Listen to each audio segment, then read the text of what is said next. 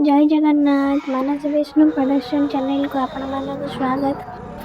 तो आज आम जाऊँ गोटे उग्रेश्वर मंदिर जो चक्षु हो देखो यहाँ हूँ फाइनाल आसी पहुँची गलु उग्रेश्वर मंदिर रे जो आज हूँ 16तम महायज्ञ जो हो। तो चलते देखा ठाकुर दान दौचु जोटा कि विष्णु प्रसाद रथ ना दान दिगला। देखु जीजु दान देले कारण से जेहेतु मेम्बर अच्छा तो से अधिक दान दौरान देखु एठी समस्ते बहुत किसी दान दौरान जार जी सक्षम। सो ठाकुर दबारे के कुंठाबोध कर अच्छी नुहे तेणु ही पैसा आम ही दौचे। ये देखो तो ये सब लोग भिड़ अच्छा ये पूजा पाठ चली कीर्तन चली बहुत ही गोटे पॉजिटिव फील हो।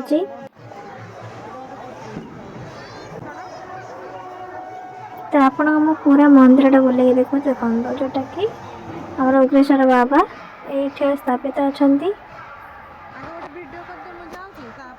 जड़े व्यक्ति अच्छा जी 2026 अवार्ड पाइले से ही आपको मंदिर ऐतिह्य विषय जनईदेवे। आपण मैंने लास्ट टाइम देखो मुहर आप शुणे एवं बहुत किसी कथा जानीपारे।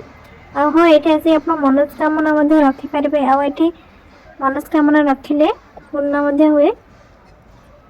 आ सत्य घटना आपण मानक कही रखुची जड़े व्यक्ति को साप कामड़ देता से हॉस्पिटल न जाकि ये ठाकुर पाखक आसते एवं से संपूर्ण भाव में भल ही जाते। आउटे कथा जाणी रखते मंदिर केमी स्थापित है केमी उग्रेश्वर बाबा है। हाँ लास्ट टाइम भिड देखु ये मंदिर ऐतिह्य विषय आप जानीपारे।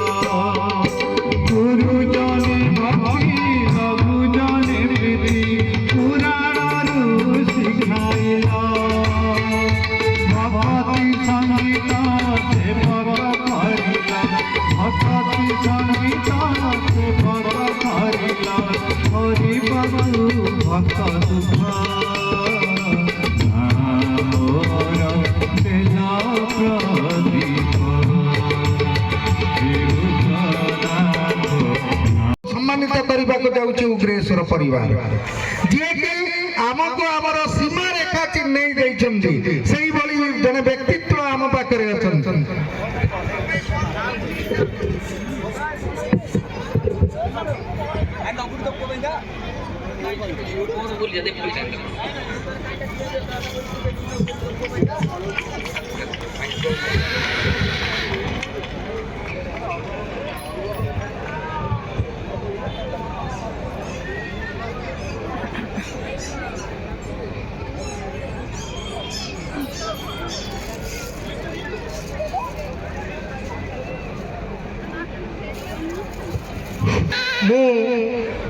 दीपक बाबू को अनुरोध करी इंजीनियर दीपक कुमार नायक को अनुरोध करी सी आमर जो अंचल लोक मैंने अच्छा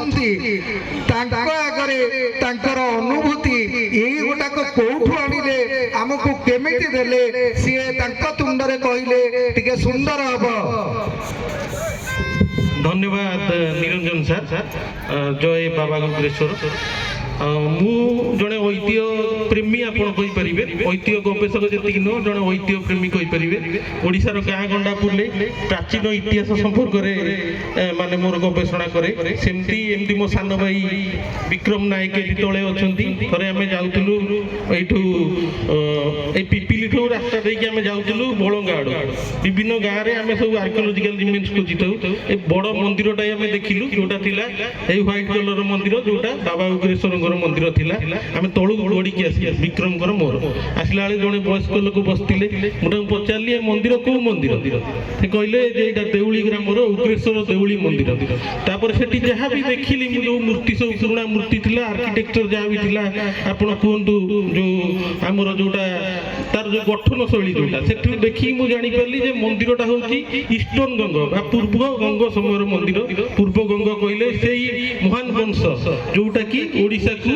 जगन्नाथ मंदिर हो कि कोणार्क मंदिर हो भेटी से राजा मान समय ही मंदिर मुझे देखिए जानीपारि किंतु एक्जाक्ट इतिहास तो जानीपारि से वयस्क लोक जन मत कहले जे मंदिर कोणार्क मंदिर समय देखो लोक कथा केमी माने इतिहास आड़ बोईक नहीं जापे आप चिंता करें से लोक मत कहले मंदिर कोणार्क मंदिर समय नरसिंहदेव तैयारी करता मत कहले तो मुझे हाँ हो पारे आर्किटेक्चर भी से टाइप देखा जाऊला मुझे कौन करे ना अभिलेख पुराणा अभिलेख गवेषणा करे अभिलेख माने शिलालिपि हो ताम्र शासन हो एगुड़ा गवेषणा करे तो मुझे पुराणा बही 1950 मसीह गोटे बही थे पढ़ुली कहते एपिग्राफिया इंडिका बोली गोटे बही पढ़ुली से बही गोटे अच्छी शंकरानंद मठ ताम्र शासन शंकरानंद मठ गोटा हूँ आप जानते पुरी सहर से गोटे ताम्र शासन मिलता से गोटे तथ्य अच्छी पुरी प्लेट्स ऑफ गंग नरसिंह गोटे इंग्लिश आर्टिकल अच्छी पुरी प्लेट्स ऑफ गंग नरसिंह आम सागे सागे भावी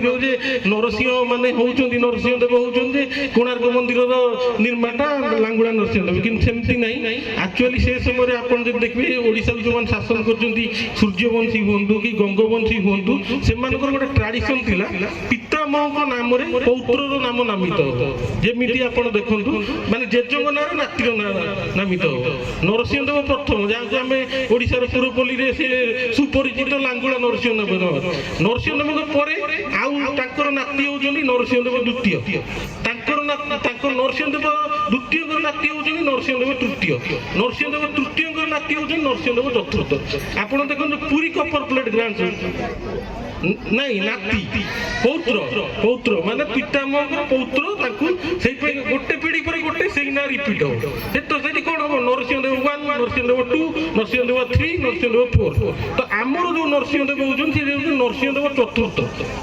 समय जदि आप देखिए सी ओडिशा को राजनीति करछन केते ख्रीष्टाब्द 1378 रु ख्रीष्टाब्द 1414 जाए बुझिपारे से जो टाइम पीरियड भितर गोटे दान एटिक यही ग्राम गोटे दान होती आप मन रखिथा उग्रेश्वर ना से भी से दान लिखाई यही मंदिर जी चीफ प्रीस्ट माने मुख्य पूजक ना हूँ देवरथाचार्य जदि आम सन्धि विच्छेद करुचे देवरथ आचार्य तो से समय जी मुख्य पूजक थे देवरथ आचार्य ना था दुईटा ग्राम दान करा गोटे हूँ राड़स गोटे हूँ साई आप देखो ये ना आज भी अच्छी आउ से जो जमीदान होती ना दिखाई देउली देउली शब्दर अर्थ माने आप जानते देवभूमि बा देउलर भूमि तो आम जो बर्तमान ठिया देवंकर भूमि देउली शब्दर अर्थ माने आप चिंता करूँ यहाँ केते पवित्र भूमि जहाँ ना दिखाई देउली देउली अर्थ देवभूमि आम देवभूमि ठिया एवं देखो वर्षे पर वर्ष यही जो समय एक्जाक्ट इयर जी आम कह ख्रीष्टाब्द 1396 नवेम्बर 22 तारिख से दान दिया आप 2026 रु आप 1396 को जब फेड़े 630 वर्ष पुराना ଏକ୍ଜାକ୍ଟ ଇୟର ହେଉଛି 630। ଆପଣ ଭାବୁନି ଯେ ମନ୍ଦିର ସେତିକି ପୁରୁଣା, ମନ୍ଦିର ତାଠାରୁ ଆହୁରି ଅଧିକା ପୁରୁଣା, ଯାହାର ତଥ୍ୟ ଆମେ ଏଯାଏଁ ପାଇନି। କିନ୍ତୁ ଯୋଉ ଦାନ ଦିଆହେଲା ସେଇଟା ଅତି କମରେ 630 ବର୍ଷ ପୁରୁଣା ବୋଲି ଏଥିରେ ଦ୍ୱନ୍ଦ୍ୱ ହିଁ ନାହିଁ। ସାର୍ ଏବେ କହୁଥିଲେ ମାଦଳା ପାଞ୍ଜିରେ ତଥ୍ୟ ଅଛି। ମୁଁ ସେ ତଥ୍ୟ ଉପରେ କିଛି ଜାଣିନି। ଯଦି ସେ ତଥ୍ୟ କୋଉଠି ଅଛି ମତେ ଦିଅନ୍ତୁ, ମୁଁ ତା ଉପରେ ଆହୁରି ଅଧିକ ଗବେଷଣା କରିବି। ଆଉ ଆପଣ ଆଜି ଯୋଉ ଏ ଯୋଉ ଆୟୋଜନ କରିଛନ୍ତି ମତେ ଏଠି ଆଣି ଯୋଉ ସମ୍ମାନିତ କଲେ, ମୁଁ ଏଇଟା କେବଳ ବାବାଙ୍କର ମାନେ ମୁଁ କହିପାରିବି ଯେ ତାଙ୍କ ମାୟାରେ ହିଁ ଏଇଟା ହେଇଛି। ନହେଲେ ଆଜ୍ଞା ଦେଖନ୍ତୁ, ମୁଁ କୋଉଠିକାର ଗୋଟେ କଟକର ଗୋଟେ ସାଧାରଣ ପିଲା, ମୁଁ କାହିଁ ଏଠିକି ଆସିବି, ଏଠି ଗଡ଼ିକି ଆସିବି, ସେ ବୟସ୍କ ବ୍ୟକ୍ତି ଜଣକ କିଏ ବସିଥିବେ କାହିଁ ମତେ କହିବେ, ମୁଁ କାହିଁ ଇତିହାସ ପଢିବି। ବାବାଙ୍କର ଇଚ୍ଛାରେ ହିଁ ଏ ଇତିହାସ ଆମେ ଜାଣିପାରୁଛୁ। ଆଉ ଏଠି ଏ ଅନୁଷ୍ଠାନକୁ ମୁଁ ପ୍ରତିବର୍ଷ ଆସିବି, ଆଉ ଏଇଟା କଣ୍ଟିନ୍ୟୁ କରିବି। ଆଜି ଆପଣ ସମ୍ମାନିତ କରିଛନ୍ତି, ସମ୍ମାନିତ ହବାଟା ମୋ ପାଇଁ ବଡ଼ କଥା ନୁହଁ। ମୋ ପାଇଁ ବଡ଼ କଥା ହଉଛି ଜାତିର ଇତିହାସ ଜାଣିବା। ତ ମୁଁ ଏଠି ଆସୁଥିବି। ଆଉ ଅନେକ ଅନେକ ଧନ୍ୟବାଦ। ଏତିକି କହି ଜୟ ଜଗନ୍ନାଥ, ଜୟ ବାବା। ଧନ୍ୟବାଦ ଦୀପକ ବାବୁ, ଅତି ସୁନ୍ଦର କଥା କହିଲେ ଏବଂ ବୁଝେଇ ଦେଲେ ମଧ୍ୟ ପ୍ରାଞ୍ଜଳ ଭାବରେ। ମୁଁ କହିଥିଲି ଆପଣ ମାନଙ୍କୁ ଯେ ତାଙ୍କ ତୁଣ୍ଡରେ କହିଲେ ଆମେ ବୁଝିବା, ଆମେ ତାଙ୍କ କଥାଟା କହିଲେ ଆପଣ ମାନଙ୍କ ମାନେ କମ୍ୟୁନିକେସନ ଗ୍ୟାପ୍ ହେଇଯିବ। ଯେତେବେଳେ ମୁଁ ଏଠି ଏବେ ପ୍ରସାଦ ସେବନ ପାଇଁ ଆମେ ସମସ୍ତେ ଲାଇନ୍ ହେଇକି ବସି ପଡ଼ୁଛୁ, ସମସ୍ତେ ଟିକେ ପ୍ରସାଦ ପାଇ। ତ ସେଠି ଏକ ଅଲୌକିକ ଘଟଣା ଦେଖିବାକୁ ମିଳିଲା। ସାପଟି ବର୍ତ୍ତମାନ ସେ ମନ୍ଦିରରେ ବାହାରି ପଡ଼ିଛି, ତାକୁ ବାହାର କରାଯାଉଛି। ଦେଖନ୍ତୁ, ଏଇଟା ହେଉଛି ସେ ଗାଁ ମୁଣ୍ଡରେ ଥିବା ଏକ ଗ୍ରାମ ଦେବୀଙ୍କ ମନ୍ଦିରରେ ସାପଟି ବାହାରିଛି। ସେ ସାପଟି ଆକ୍ଚୁଆଲି ସେ ମନ୍ଦିରର ଠାକୁରଙ୍କ ପଛପଟେ ଚାରିପଟ ଗୋଡ଼େଇ ରହିଯାଇଥିଲା, ତାକୁ ଆରାମସେ ବାହାର କରାଯାଉଛି। ବାହାର କରିଲା ପରେ ଯେହେତୁ ସେ ଗଲାନି, ତ ବାଧ୍ୟ ହେଇକି ତାକୁ ଟିକେ ଜଷ୍ଟ ଆଘାତ ଦିଆ ହେଇ ବାହାର କରାଗଲା। ତ ଫାଇନାଲି ସାପଟା ବାହାରିଗଲା ପରେ ତାକୁ କାଢ଼ିକି ନେଇକି ତା ଜଙ୍ଗଲରେ ତାକୁ ନେଇକି ଛାଡ଼ି ଦିଆ ହେଇ ଆସିଲା। ଏଇ ଦେଖନ୍ତୁ, ତା ଟେକା ହେଇକି ତାକୁ ନେଇକି। ଆଜିର ଭିଡ଼ିଓଟି ଭଲ ଲାଗିଥାଏ ତେବେ ଲାଇକ୍ କରିବେ, କମେଣ୍ଟ କରିବେ, ସେୟାର କରିବେ, ସବସ୍କ୍ରାଇବ୍ କରିବେ। ରହୁଛି, ଧନ୍ୟବାଦ।